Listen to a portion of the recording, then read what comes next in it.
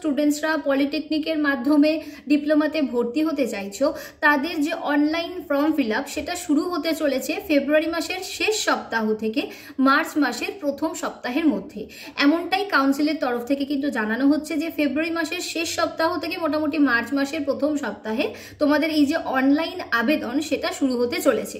But এখনো পর্যন্ত অনেক স্টুডেন্টের কিন্তু কনফিউশন আছে যে সত্যিই কি তোমাদের জেক্সপো বা ভোকলেট পরীক্ষা হবে না।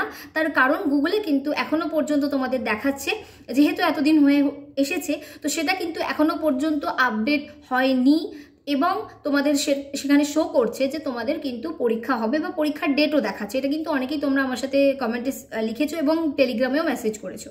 তো সবার প্রথমে বলছি যে এবছর অর্থাৎ জেক্সপো 2024 এবং ভোকলেট 2024 পরীক্ষা হবে না, প্রবেশিকা পরীক্ষা হবে না।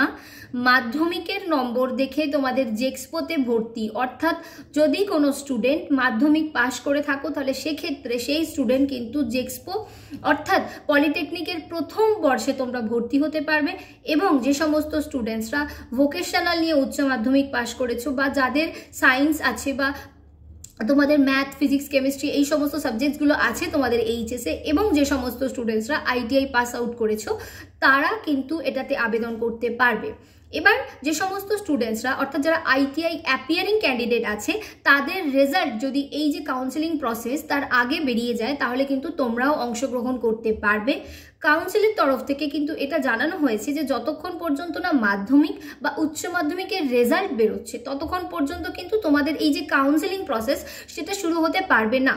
সেটা কেন বা সেটা শুরু হবে না সেটা কেন, তার কারণ হচ্ছে যে যেহেতু মাধ্যমিক বা উচ্চ মাধ্যমিকের নাম্বারের ভিত্তিতেই তোমাদের এই ভর্তি হবে বা তোমরা প্রথমে ফর্ম ফিল আপ করবে, তারপর তোমাদেরকে মাধ্যমিক বা উচ্চ মাধ্যমিকের প্রাপ্ত নম্বরের ভিত্তিতে একটা র্যাঙ্ক দেওয়া হবে এবং সেই র্যাঙ্কের উপর নির্ভর করবে যে তুমি কোন কলেজ অর্থাৎ সরকারি কলেজ পাচ্ছ কি পাচ্ছ না এবং তুমি যে ট্রেড নিতে চাও সেই ট্রেড পাচ্ছ কি পাচ্ছ না। তো সমস্তটাই নির্ভর করছে তোমার সেই র্যাঙ্কের উপরে।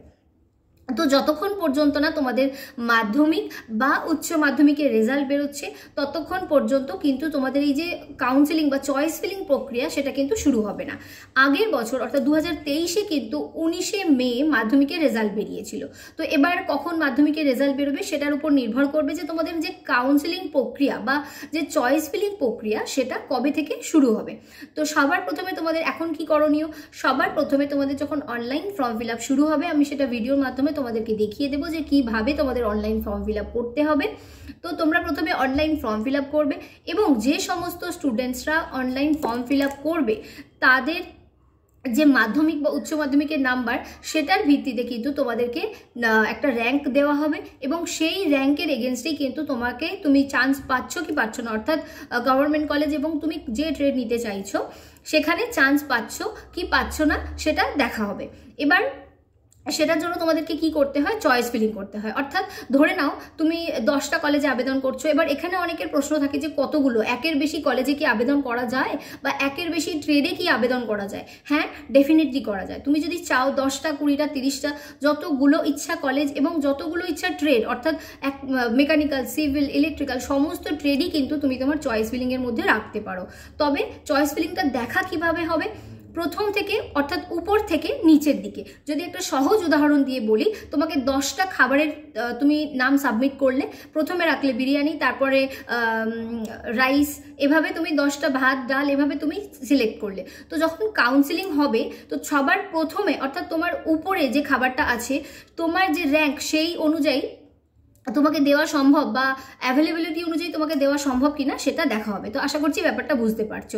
অর্থাৎ এখানে তোমাদেরকে যেটা মাথায় রাখতে হবে যে যখন তোমরা চয়েস ফিলিং করবে তখন কিন্তু সব থেকে বেশি তোমাদের যেটা পছন্দ অর্থাৎ সব থেকে বেশি তুমি যে কলেজ বা যে ট্রেড নিয়ে পড়তে চাইছো যেটা বেশি পছন্দের সেটা তোমাকে একেবারে উপরের দিকে রাখতে হবে। তো সেটা একদম উপরের দিকে রাখলে তারপর তার থেকে একটু কম পছন্দের, তার থেকে একটু কম পছন্দের, এইভাবে কিন্তু তোমাদেরকে কলেজগুলোকে সাজাতে হবে।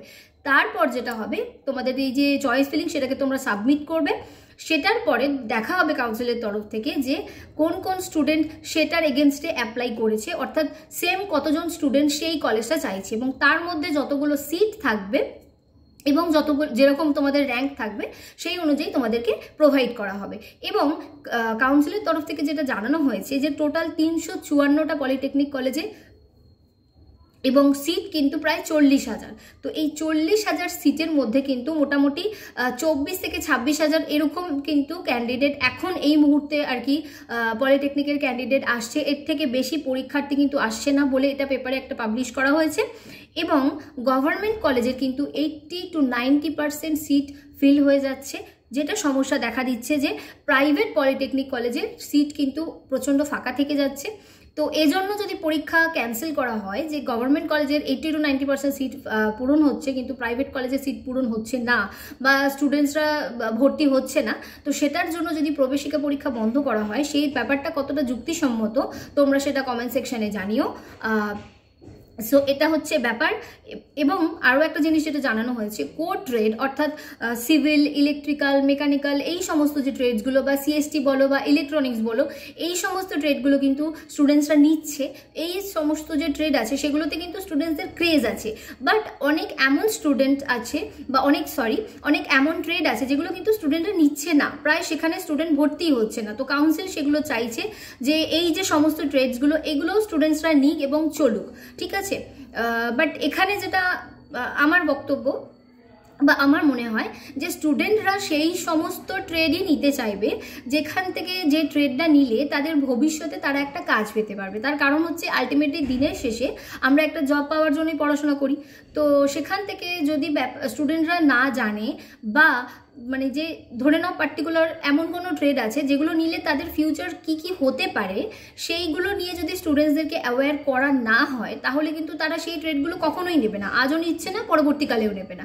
এবং এখানে আরও একটা জিনিস, যে সেই যে ট্রেডগুলো সেগুলোতে স্টুডেন্টরা কতটা কি চাকরি পাবে সেটাও একটা বিষয় আছে, যে সেটাও একটা ভাবার বিষয়, যে যদি কোনো একটা ট্রেড নিচ্ছে ডেফিনেটলি স্টুডেন্টরা চায় যে সে যখন একটা পড়াশোনা করছে বা পলিটেকনিক বলো বা টেকনিক্যাল যে কোনো এডুকেশন যখন সে করছে, ডেফিনেটলি তার একটা কিন্তু কাজের প্রয়োজন আছে।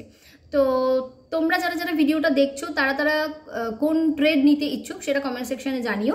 এবং আবারও বলছি, তোমাদের কিন্তু জেক্সপো ভোকলেট পরীক্ষা, প্রবেশিকা পরীক্ষা হচ্ছে না। মাধ্যমিকের নাম্বার এবং উচ্চ মাধ্যমিকের যে নাম্বার বা আইটিআই এর যে প্রাপ্ত নাম্বার সেটার ভিত্তিতেই কিন্তু তোমাদের এই যে এবছরের অ্যাডমিশন প্রসেস সেটা কিন্তু হতে চলেছে। এবং বিভিন্ন স্কুলে কিন্তু বিভিন্ন কলেজ আসাও শুরু করে দিয়েছে। যদি তোমরা যারা ভিডিওটা দেখছো তোমাদেরও স্কুলে বা তোমাদের কাছাকাছি কোনো স্কুলে যদি কোনো পলিটেকনিক কলেজ এসে থাকে সেটা কিন্তু তোমরা জানিও যে কোন কলেজ তোমাদের স্কুলে এসেছিল। অলরেডি কিন্তু কিছু স্টুডেন্ট কমেন্টও করেছিল যে তোমাদের স্কুলে মানে এসেছে আর কি পলিটেকনিক কলেজ, এই ব্যাপারটাকে অ্যাওয়্যার করার জন্য। তো যারা ভিডিওটা দেখছো তাদেরকে বলবো এই চিন্তাটা মাথা থেকে হাটিয়ে দাও যে তোমাদের জেক্সপো 2024 বা ভোকলেট 2024 পরীক্ষা হবে কি হবে না, ডেফিনেটলি হবে না। যেটা তোমাদের করণীয় যে চয়েস ফিলিং, কাউন্সিলিং, এই সমস্ত প্রসেসগুলোকে কিন্তু খুব ভালোভাবে করতে হবে যাতে তোমরা তোমাদের মনের পছন্দ মতো ট্রেড এবং মনের পছন্দ মতো কলেজে অ্যাডমিশন নিতে